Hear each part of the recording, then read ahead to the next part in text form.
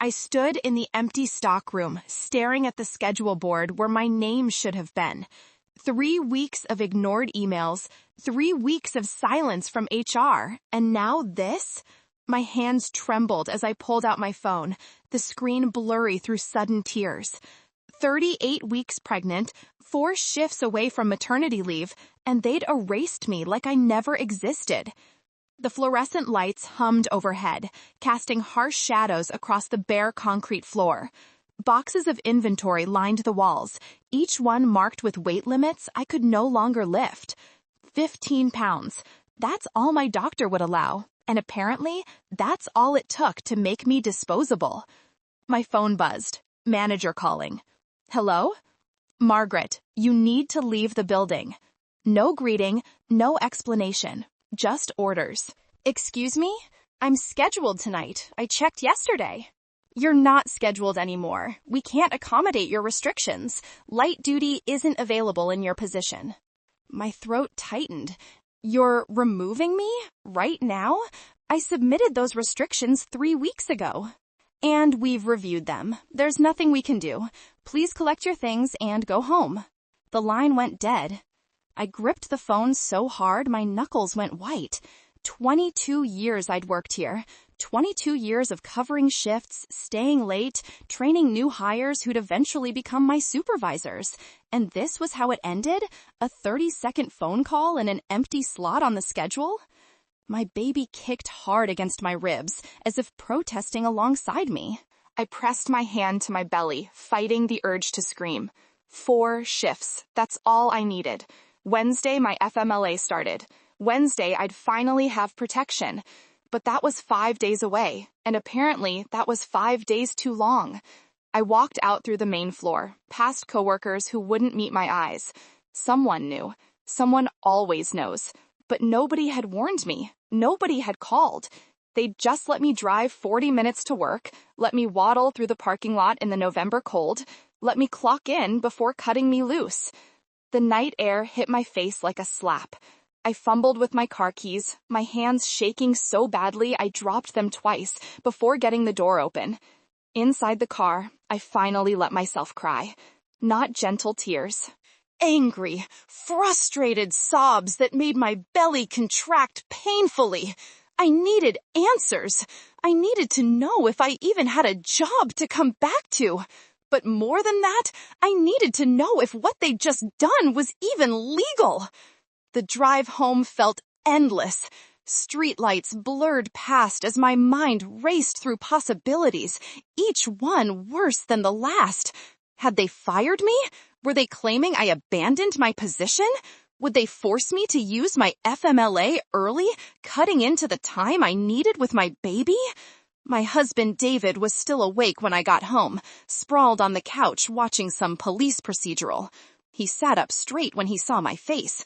Meg, what happened? Why are you home? They sent me home. My voice cracked. Just removed me from the schedule. No warning. Nothing. He stood up, crossing to me in 2 strides. What? Why? The weight restriction. They said they can't accommodate it. Said I needed light duty they don't have. But you submitted that weeks ago. 3 weeks. I submitted it the same day I got it from Dr. Chen. I sank onto the couch, exhaustion hitting me like a wave. They never said anything, not one word. Then tonight I show up and I'm just gone from the schedule. David's jaw tightened. That can't be legal. You're pregnant. There are laws. I don't know. Maybe it is legal. Maybe because I can't do my job, they can just remove me. No. He shook his head firmly.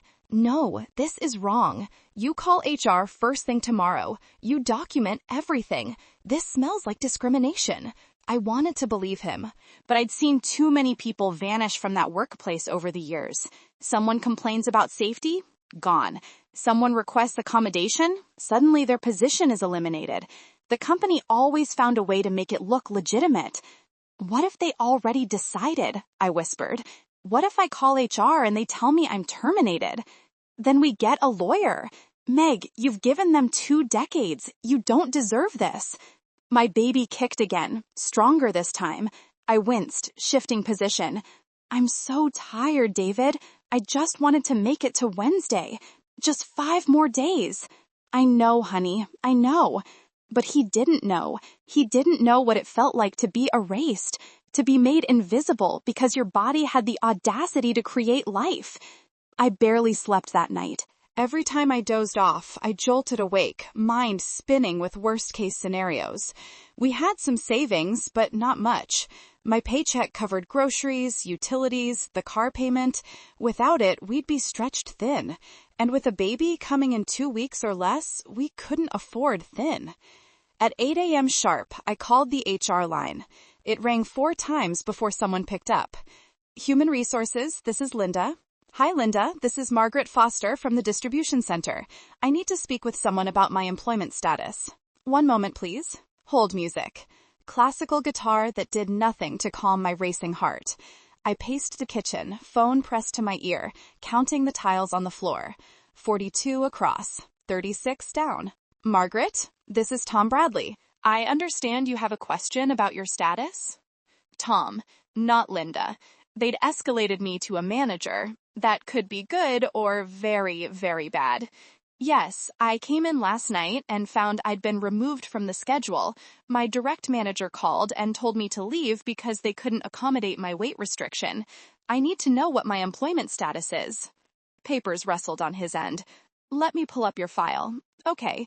Yes, I see the restriction was submitted November 3rd, 15-pound weight limit. That's right. My OB gave it to me at 35 weeks. I submitted it the same day. More rustling. And you weren't contacted about this? No, not once. I heard nothing until last night when I showed up for my shift. A long pause. Too long. My stomach dropped. Margaret, I'm going to be honest with you. Someone dropped the ball here. Your restriction should have been reviewed immediately. We should have had this conversation 3 weeks ago. So what does that mean for me now? It means I need to review your case and get back to you. Can you give me until end of business today? I need to know if I still have a job. Your job is not in jeopardy, but I need to verify what accommodations we can offer and whether your FMLA timeline changes. I'll call you by 5 p.m. He hung up before I could respond. I stood in my kitchen, phone in hand, feeling like I'd just run a marathon. Your job is not in jeopardy. That should have been reassuring, but it wasn't a promise. It was a delaying tactic. David came downstairs, already dressed for work. What'd they say? That someone dropped the ball, and they'll call me back by 5. That's good, right? They admitted fault. Maybe. I set my phone down on the counter. Or maybe they're just figuring out how to cover themselves legally. He kissed my forehead. Try not to worry. I know that's impossible, but try. You need to keep your blood pressure down. After he left, the house felt too quiet. I tried to distract myself with laundry, with meal prep, with reorganizing the nursery for the dozenth time, but every task felt hollow. My phone sat on the kitchen counter like a ticking bomb. Noon came and went, then 1 p.m., 2 p.m., 3. At 4:15, my phone finally rang.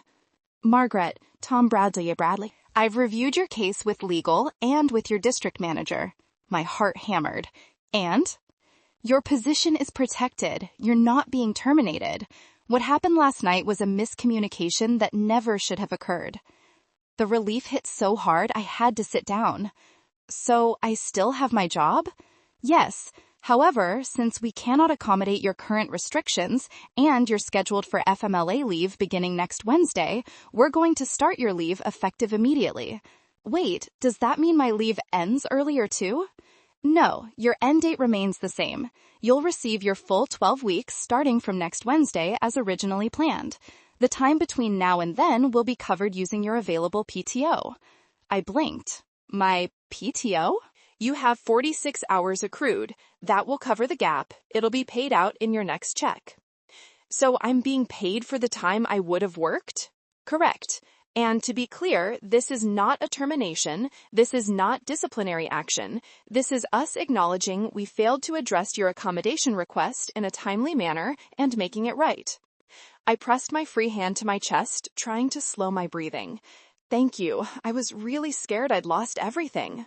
I understand. And again, I apologize this happened the way it did. You should have been contacted weeks ago. Someone in management failed to flag your restriction appropriately. After we hung up, I sat at the kitchen table and cried again. But this time, they were tears of relief. My job was safe. My leave was protected. My PTO would be paid out. We'd be okay. When David got home that evening, I met him at the door with the news. He picked me up carefully, mindful of my belly, and spun me in a gentle circle. See, I told you it would work out. You were right. They admitted fault. Everything's protected. He set me down, grinning. So, you're officially on leave? As of today, I don't have to go back until February. Which means you can actually rest for these last 2 weeks instead of being on your feet all night. I nodded, feeling the exhaustion of the past 24 hours catch up with me all at once. I think I need to lie down. Go, I'll make dinner. I climbed the stairs slowly, one hand on the railing, one on my belly. In our bedroom, I lay down on top of the covers and stared at the ceiling. The baby moved inside me, rolling and stretching. In 2 weeks, maybe less, I'd meet this little person. And now I could do it without the crushing fear of financial ruin hanging over me. My phone buzzed. A text from my coworker, Jessica. Heard what happened. That's messed up. Glad you're okay. So people did know. Of course they did. Word traveled fast in that warehouse. I wondered how many of them had watched me get erased from the schedule and said nothing. How many had known before I did? I texted back. Thanks, it's resolved. Job is safe. Her response came quickly. Good, you deserve better than what they pulled. I set my phone aside and closed my eyes. I did deserve better. 22 years should have earned me more than a panicked phone call and a scrambled cover-up. But at least I'd stood up for myself. At least I demanded answers instead of just accepting their decision. The next morning, I woke up feeling lighter. No alarm, no rush to get ready for work. Just quiet morning sunlight and the knowledge that I had 2 full weeks to prepare for my baby's arrival. I spent the day nesting, washing baby clothes, organizing drawers, triple-checking the hospital bag. David came home for lunch, something he never did, and we ate sandwiches together in the kitchen. You seem better, he observed. I am better. I was so worried yesterday. I thought everything was falling apart. But it didn't. You fought for yourself, and you won. I just asked questions. I barely fought at all. Sometimes that's all it takes. Sometimes just refusing to accept the first no is enough. I thought about that as I folded tiny onesies later that afternoon. How close I'd come to just accepting it, to assuming they had the right to cast me aside. If I hadn't called HR, if I hadn't demanded clarity, would they have just let me disappear? Would I have lost my position without ever knowing I had protections? My baby kicked and I smiled. Your mama almost gave up, I whispered, but she didn't, and neither will you when things get hard. You'll ask questions, you'll demand answers, you'll stand up for yourself. The kick came again, more insistent, like agreement, like a promise. 2 weeks later, I held my daughter for the first time in a hospital room filled with flowers. David sat beside me, tears streaming down his face. Our families crowded around, taking pictures, offering congratulations. And in that moment, the fear and anger of those terrible 24 hours felt like someone else's memory, someone weaker, someone who didn't know her own strength yet. She's perfect, David whispered. She is. I kissed my daughter's forehead, breathing in that indescribable newborn smell. And she's going to be fierce. Because I'd learned something important in that stockroom, staring at that empty schedule. I'd learned that sometimes people will try to erase you. They'll hope you won't notice or won't care. They'll bet on your silence. But you don't have to be silent. You don't have to accept it. Sometimes all it takes is one phone call, one question, one refusal to disappear. And that's a lesson I'll make sure my daughter learns early. Let me know your thoughts in the comments below. Did my workplace handle this fairly in the end, or should there have been consequences?